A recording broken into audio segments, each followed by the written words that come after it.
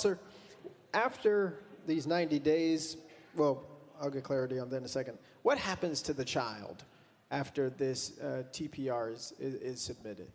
Representative Butler. Well, thank you, Mr. Speaker. That would be on a case-by-case basis. This child could be in a foster family that's being cared for while that parent is complying with those permanency requirements. They could be in the home with the parent or the guardian. It depends really on the specific situation, and I doubt there's any specific situation that is exactly the same every single time. So there's no, we got to do it this way and this way. It's really on a case-by-case basis. And many times these types of permanency plans are done by a team of individuals. It's not one particular individual doing it. Representative Pearson. Okay, now just go into this legislation for some clarification. In Section 1G, if a juvenile court has found there has been substantial noncompliance by the parent or guardian with a statement of responsibilities and a permanency plan, which you just articulated, in an order entered pursuant to Section 37-2-409, what defines substantial noncompliance? Representative Butler. Thank you, Mr. Speaker. So the best way I can explain that, let's just say the permanency plan has 10 items that are outlined that parent must meet. With that may be counseling, it may be anger management classing, etc. Substantial compliance or non-substantial compliance, if they're required to meet 10 items and they've only met 4 of those, and that permanency plan was 18 months long, then they've not made substantial compliance with that permanency plan. And it's detrimental to the child to continue to drag this out. So this just allows a court to say, oh, enough's enough. Representative Pearson. Thank you.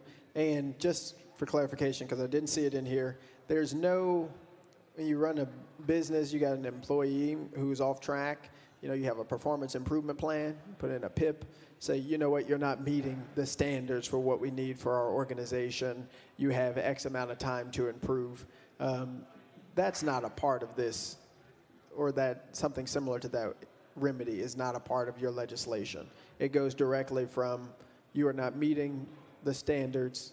Now the court has the ability to take your child away. Is that right? Representative Butler. Thank you, Mr. Speaker. Well, that there again goes to the discretion of the court. If this is an 18-month permanency plan and they've made enough effort to comply with 4 items in the first 4 months, and the last 14 months of that permanency plan, they've done nothing, then I would say those rights need to be terminated. So if they're making an effort, this is a group, a team that's typically evaluating these situations. It's not one particular individual that goes to the court and says, hey, they've only met 5 of these things, but they're working on 6 and 7. So it's not quite that simple. I think in most cases, the Department of Children's Services is trying to do what's best in the best interest of that child, but we've got to have effort on the parent's behalf. And if they're making an effort, and even if they're not met all of the items, if they're making an effort to meet those items, there'll be no termination. This legislation wouldn't apply. Representative Pearson. Thank you for saying that, and I appreciate that being your intention. I really do. But that's not a guarantee in this legislation, right? Like, yes, they could be excelling in some of the areas, working on the other ones, but there's no guarantee that their rights won't get terminated, even if they're working on the other ones. That's just your intention or hope as this gets implemented, right? Representative Butler. Thank you, Mr. Speaker. Well, that there again goes back to the court, and that's not my intention, as you said. My intention is to do what's in the best interest of the child. But in cases where we have substantial noncompliance, we have a child that is in a yo-yo and lacks any stability at all.